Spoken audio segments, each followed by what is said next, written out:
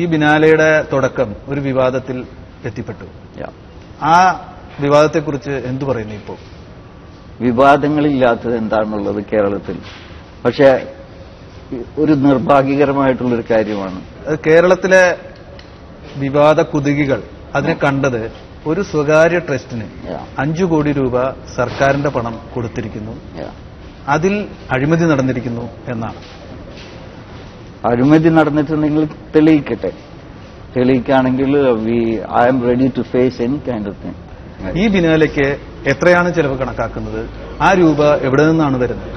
It is going to be around 20-25 കോടി രൂപയോളം ചെലവ് വരുന്ന ഒരു പ്രൊജക്ടാണ്. 73.2 കോടിയുടെ ബിനാലെയാണ് സ്വപ്നം കണ്ടത്. അതിപ്പോ യാഥാർത്ഥ്യമായപ്പോ 25ലേക്ക് ചുരുക്കേണ്ടി വന്നു. കേരളത്തിൽ നിന്നുള്ള ഉണ്ടായ ഈ വിവാദം ഇത്തരത്തിലുള്ള ഒരു സ്കെയിൽ ഡൌണിങ്ങിന് കാരണമായിട്ടുണ്ടോ? ഡെഫിനറ്റ്ലി നമ്മളെ സഹായിക്കാമെന്ന് പറഞ്ഞിട്ടുള്ള വലിയ വലിയ ഇൻഡസ്ട്രിയലിസ്റ്റുകൾ, അതായത് കേരളത്തിൽ നിന്ന് പുറത്തു പോയിട്ട് IT വേൾഡിലെ ബില്യണിയേഴ്സ് ആയിട്ടുള്ള ആൾക്കാരാണ് സഹായിക്കാമെന്ന് പറഞ്ഞത്. After this controversy I got a mail. എനിക്കൊരു മെയിൽ വന്നത്, boss this is getting in to controversy, I don't want to be part of it. അതുപോലെ എത്രയോ ആൾക്കാർ ഈ വിവാദത്തിനോടൊപ്പം, വിവാദമുണ്ടാക്കുന്നവരോടൊപ്പം സമകാല മലയാളിയുടെ മനസ്സിൽ ശില്പകലയുടെ പര്യായമായി വരുന്ന കാനായി കുഞ്ഞിരാമൻ അണിനിരന്നു. എന്താ പ്രതികരണം? അദ്ദേഹത്തിനെ കുറിച്ച് പറയാൻ എനിക്കൊന്നുമില്ല. എന്ന് ഞാൻ പറയുകയാണെങ്കിൽ അദ്ദേഹം നല്ലൊരു സുഹൃത്തായിരുന്നു, നല്ലൊരു മനുഷ്യനാവുക. ആദ്യം എനിക്ക് വിശ്വാസവഞ്ചകരെ കാണുന്നതേ ഇഷ്ടമല്ല. ഞാൻ തുടക്കത്തിൽ വിളിച്ചതാണ്, അദ്ദേഹത്തിനെ സംസാരിച്ചു, ഫോൺ ചെയ്തിട്ട് വിളിച്ചിട്ട് പറഞ്ഞു ബിനാലിയുമായിട്ട് സഹകരിക്കണം. അപ്പൊ അദ്ദേഹം പറഞ്ഞത് എന്താന്ന് വെച്ചാൽ, ബോസ് എനിക്ക് പ്രായമൊക്കെ ആയി, നീ നടത്തിയിട്ടുള്ളതാണ്, നിനക്ക് ചെയ്യാനുള്ള കഴിവുകളുണ്ട്, നിങ്ങളൊക്കെ നടത്ത്, എന്റെ അനുഗ്രഹങ്ങളൊക്കെ ഉണ്ട് എന്ന് പറഞ്ഞൊരാള് പിന്നീട് ഏതോ ഒരു കുരങ്ങ് കളിപ്പിക്കുന്ന രീതിയിലാണ് അദ്ദേഹത്തിന് ചില ആൾക്കാർ അദ്ദേഹത്തെ യൂസ് ചെയ്യുകയാണ് ചെയ്തത്. അദ്ദേഹം ഒരു നല്ലൊരു കലാകാരനാണ്. പക്ഷെ ആദ്യം എന്നെ സംബന്ധിച്ചിടത്തോളം നല്ലൊരു മനുഷ്യനാവുക.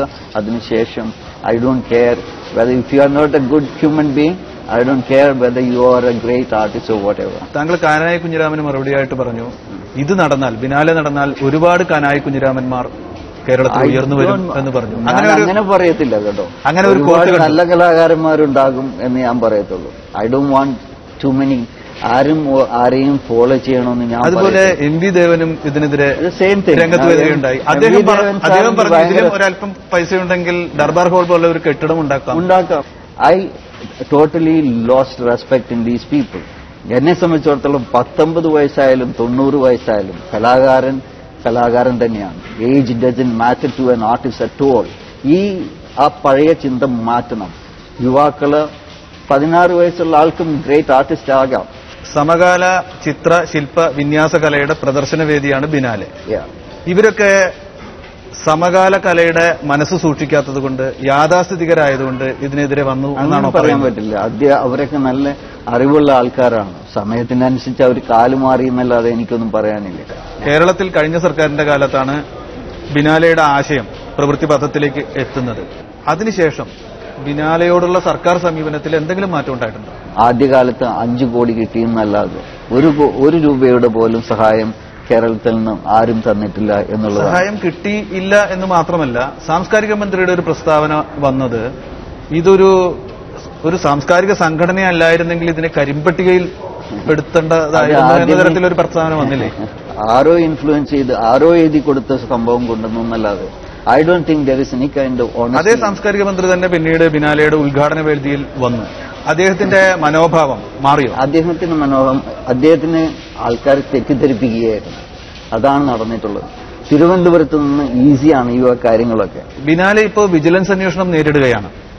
എന്തു പറയുന്നു? നമ്മൾക്ക് അതിനെക്കുറിച്ചും അറിവൊന്നുമില്ല. അത് കേട്ടിട്ടേ ഉള്ളൂ. നമ്മൾക്ക് ഇതുവരെയായിട്ട് അതിന്റെ ഒരു ഇൻഫർമേഷൻസും വന്നിട്ടുള്ളൂ. അന്വേഷണത്തെ പക്ഷേ സ്വാഗതം ചെയ്തിട്ടുണ്ട്. ഇതെല്ലാം ബിനാലെക്ക് പ്രശ്നമുണ്ടാക്കിയെന്നും അയക്കുന്ന സാധനങ്ങൾ വിമാനത്താവളത്തിൽ നിന്ന് ക്ലിയർ ചെയ്ത് കൊണ്ടുവരുന്നതിന് പോലും തടസ്സമുണ്ടാക്കിയെന്നും ചില കലാസൃഷ്ടികൾ ഇപ്പോഴും വിമാനത്താവളത്തിൽ കെട്ടിക്കിടക്കുകയാണെന്നും മനസ്സിലാക്കുന്നു. ശരിയാണോ? കുറച്ച് ബുദ്ധിമുട്ടൊക്കെ ഉണ്ടായിരുന്നു. നമ്മൾ ഏതൊരു സ്ഥാപനത്തിൽ ചെല്ലുമ്പോഴും നമ്മൾ നല്ല സുഹൃത്തുക്കൾ പോലും നമ്മളെ കള്ളനായിട്ടാണ് കണ്ടിട്ടുള്ളത്. ഈ കോൺട്രവേഴ്സി കാരണം. ഇതിലേക്ക് കലാസൃഷ്ടി അവതരിപ്പിക്കുന്ന വ്യക്തികളെ, കലാകാരന്മാരെ എങ്ങനെയാണ് തെരഞ്ഞെടുക്കുന്നത്? ഒരു ക്യൂറേറ്ററുടെ ചുമതല എന്ന് പറഞ്ഞു കഴിഞ്ഞാൽ, അതായത് സമകാലീന കലയുടെ ക്യൂറേറ്ററുടെ ചുമതല, അദ്ദേഹത്തിന് അതിന്റെ ശാസ്ത്രങ്ങൾ അറിയണം, അതിന്റെ ഹിസ്റ്ററി അറിയണം, എന്തെല്ലാം കലകൾ ലോകത്തിൽ നടക്കുന്നതെന്ന് അറിയണം, എന്താണ് നമ്മുടെ തീം, അതിനനുസരിച്ച് നമ്മൾ സെലക്ട് ചെയ്യുകയും ആരുടെ വർക്കാണ് ഇതിൽ പൊട്ടൻഷ്യലായിട്ട് ഉൾപ്പെടുത്താൻ പറ്റുന്നത്. എനിക്ക് ചില ലെറ്റേഴ്സ് വന്നിരുന്നു ഇതിന്റെ ഇടയ്ക്ക്, ചില കോൾസ് വന്നിരുന്നു, influential calls from Delhi, flying down to Bombay, coming to see me with. അങ്ങനെ ഒരു ഇൻഫ്ലുവൻസ് ചെയ്യാൻ പറ്റുന്ന ഒരു സാധനമല്ല. ഇങ്ങനെ ഒരു ബിനാലേക്ക് ഒരു വിഷയം തീരുമാനിക്കുന്നു, അതിന് ക്യൂറേറ്റർ ഉണ്ട്. ആ ക്യൂറേറ്റർ അദ്ദേഹത്തിന്റെ അറിവിനൊത്ത് ലോകത്തിന്റെ വിവിധ ഭാഗങ്ങളിൽ നിന്ന് കലാകാരന്മാരെയും കലാകാരികളെയും വിളിച്ചു വരുത്തി ഇൻസ്റ്റലേഷൻസ് ഒരുക്കി അല്ലെങ്കിൽ പ്രദർശന വസ്തുക്കൾ ഒരുക്കി പ്രദർശനം നടത്തുന്നു. അപ്പോൾ ഇത് കേരളമാണ്. കേരളത്തിൽ നിന്ന് ഉയർന്നൊരു ചോദ്യം, കേരളത്തിലെ കലാകാരന്മാർക്ക്, കലാകാരികൾക്ക് എന്ത് പ്രയോജനം എന്നാണ്. ഇപ്പൊ ഇവിടെ വന്നിട്ടുള്ള ലോകത്തിലെ ഏറ്റവും വലിയ, അതായത് opinion makers in the art world, art forum എന്ന് പറഞ്ഞാൽ, ആർട്ട് ഫോറം ലോകത്തിലെ ഏറ്റവും നല്ല ആർട്ട് മാഗസിനുകളിലൊന്നാണ്. അതിന്റെ പബ്ലിഷറും ക്രിറ്റിക്കുമായിട്ടുള്ള ടോണിക്കോൺ ഇപ്പൊ വരാൻ പോകുന്നത്. അതുപോലെ നൂറുകണക്കിന് ആൾക്കാർ, ഞാനൊരു ചെറിയ ഉദാഹരണം പറഞ്ഞെന്നുള്ളൂ, കളക്ടേഴ്സ്. ഇന്ത്യയിലെ ഏറ്റവും വലിയ museum Kiran Nadar museum director വന്നിരുന്നു, Jindal, one of the biggest art collectors. അവരൊക്കെ കാണുന്നത് ബിനാലെ മാത്രമല്ല, ബിനാലയോട് സമകാലീനമായിട്ട്, ബിനാലയോടൊപ്പം തന്നെ പാരലലായിട്ട് മറ്റുള്ള കലാകാരന്മാരുടെ സ്റ്റുഡിയോകളുണ്ട്, മറ്റുള്ള കലാകാരന്മാരുടെ പ്രദർശനങ്ങളുണ്ട്. ആ പ്രദർശനങ്ങൾ കാണുകയും ചിലപ്പോൾ ഒരുതരം മാജിക് പോലെയാണ് അവർ കണ്ടെത്തുന്നു, പുതിയ കലാകാരന്മാരെ കണ്ടെത്തുന്നു. ഒരുപക്ഷെ ബിനാലയിൽ നിന്ന് കണ്ടെത്തിയില്ലെങ്കിലും അയൽവക്കത്തു നിന്ന് ഒരുപക്ഷെ സംബഡി വിൽ പിക്ക്.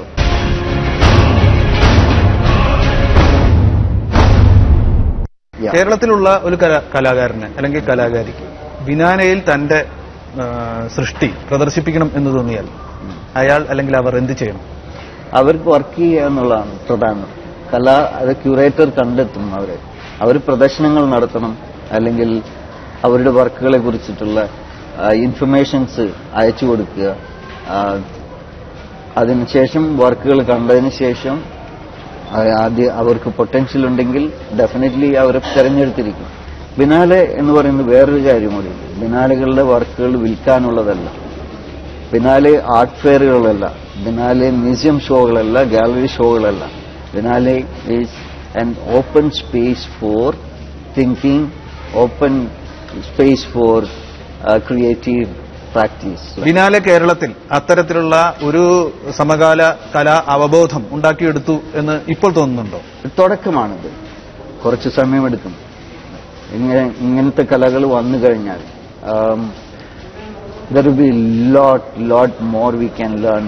നമ്മളുടെ കുട്ടികൾ തന്നെ ഇതാദ്യമായിട്ടാണ് ഇങ്ങനെ ഒരു സ്കെയിലിൽ, അത് കേരളത്തിൽ മാത്രമല്ല ഇന്ത്യയിലെ ഏറ്റവും വലിയ സ്കെയിലിൽ നടക്കുന്ന പ്രോജക്റ്റാണ്, ആർട്ട് പ്രോജക്റ്റാണിത്.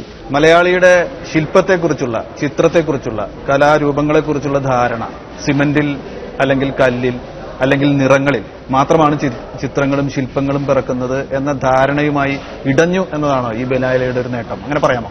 എല്ലാ മീഡിയങ്ങളും ഇമ്പോർട്ടന്റ് ആണെന്ന് ഈ ബിനാലെ കാണുമ്പോൾ മനസ്സിലാവും. എല്ലാം, വായുവും ശബ്ദവും എല്ലാം പ്രധാനമാണ് ഒരു കലാകാരനെ സംബന്ധിച്ചിടത്തോളം.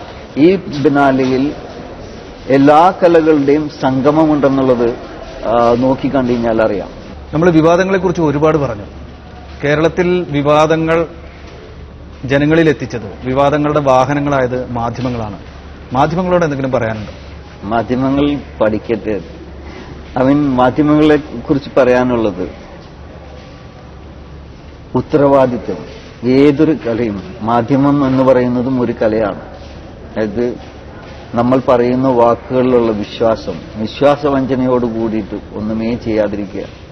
വിവാദത്തിന്റെ പക്ഷത്ത് നിങ്ങൾക്കെതിരായി ഉണ്ടായിരുന്ന ആരെങ്കിലും മനംമാറ്റം വന്ന് പിന്നീട് ദുഃഖം നമ്മൾ അനുഭവിച്ചിട്ടുണ്ട്. അത് നമ്മളുടെ 15 പേരുടെ ഒരു ബ്ലോഗേഴ്സ് മീറ്റിംഗ് ഉണ്ടായിരുന്നു. അതിൽ കുറേ ആൾക്കാർ ബിനാലയെ തകിടം മറിക്കാൻ വേണ്ടിയിട്ടുള്ള പ്രവർത്തനങ്ങൾ നടത്തിയിരുന്നു. പക്ഷെ അവരും വന്നിരുന്നു ബിനാലയുടെ ഒരു bloggers meeting. After seeing the site ഈ വർക്കുകളൊക്കെ കുറേശ്ശെ കണ്ടതിന് ശേഷം അവിടെ തന്നെ അവർ they changed their mind, they started supporting the Biennale. അപ്പം ഞാൻ പറഞ്ഞു വന്ന അന്ന് തുടങ്ങി ഞാൻ പറയുന്നതാണ്, സുഹൃത്തുക്കളെ, കാണുക, കേൾക്കുക, അതിനുശേഷം നിങ്ങളുടെ ക്രിറ്റിസിസം വരാണെങ്കിൽ. അപ്പോൾ എല്ലാ കലാകാരന്മാരും, തിയേറ്ററിൻ്റെതായാലും മ്യൂസീഷ്യൻസ് ആയാലും സിനിമാക്കാരായാലും ഫിൽം മേക്കേഴ്സ്, അതായത് സിനിമാറ്റോഗ്രാഫർമാരായാലും ഈ പ്രോജക്റ്റ് വന്ന് കാണുമ്പോൾ എനിക്ക് തോന്നുന്നത് അവർ ഈ കലയുടെ ഈ ബിനാലയിൽ നിന്ന് എന്തെല്ലാം കാണാം, കേൾക്കാം, പഠിക്കാം എന്ന് എനിക്ക് തോന്നുന്നത് അവർ they'll get inspired by this. വിവാദത്തിൽ വന്നുപെട്ടപ്പോ വിഷമം തോന്നിയോ? ഈ സംഘാടക പണി, ബിനാലെ സംഘാടക പണി ഉപേക്ഷിച്ചു പോകണമെന്ന് തോന്നിയിട്ടുണ്ടോ? ഇല്ല, ഒരിക്കലും ഞാൻ വിട്ടുകളയത്തില്ല. പക്ഷെ എനിക്ക് വിഷമം തോന്നിയത് എന്റെ കുടുംബത്തിലും എന്റെ സുഹൃത്തുക്കൾക്കും വന്ന ദുഃഖത്തിലാണ്. എന്നെക്കുറിച്ച് ഐ ഡോണ്ട് കെയർ അബൌട്ട്. താങ്കൾ ഈ ബിനാലയുടെ സംഘാടകനായി തന്നെ തുടരും, 2 വർഷം കഴിയുമ്പോൾ വീണ്ടും ഇതുപോലൊരു ബിനാലെ നടത്തും എന്ന് ഉറപ്പിച്ചു പറയുന്നു? ഉറപ്പിച്ച് പറയാം. പക്ഷെ അതിന്റെ ക്യൂറേറ്റർ ഞാനായിരിക്കത്തില്ല. ഇതിന്റെ ഫൗണ്ടേഷന്റെ പ്രസിഡന്റ് എക്കാലവും ഞാനും ഫൗണ്ടേഷന്റെ സെക്രട്ടറി റിയാസ് കോമു ആയിരിക്കും. ക്യൂറേറ്റർ മാറും എന്ന് പറയുന്നത് വിവാദത്തിന്റെ പശ്ചാത്തലത്തിലാണോ? അതൊരു പ്രാക്ടീസ്? അത് പ്രാക്ടീസാണ്. ലോകത്തിൽ എല്ലായിടത്തും നടക്കുന്നൊരു കാര്യമാണ്. എല്ലാ ബിനാലകളുടെയും ക്യൂറേറ്റേഴ്സ് ഡിഫറെന്റ്. 1 വർഷം ചെയ്യുന്ന ആൾ തന്നെയായിരിക്കില്ല നെക്സ്റ്റ് അത് രണ്ടാമത്തെ 2 വർഷം കഴിയുമ്പോൾ ചെയ്യുന്നത്. ഇപ്പം നമ്മളുടെ 2014 ക്യൂറേറ്റർ വേറെ ആളായിരിക്കും. അതിന്റെ പ്രഖ്യാപനം മെയ് ജൂൺ മാസത്തിൽ ഓർഗനൈസേഷൻ എടുക്കുന്ന തീരുമാനമായിരിക്കും. വളരെയധികം സന്തോഷം. നമസ്കാരം.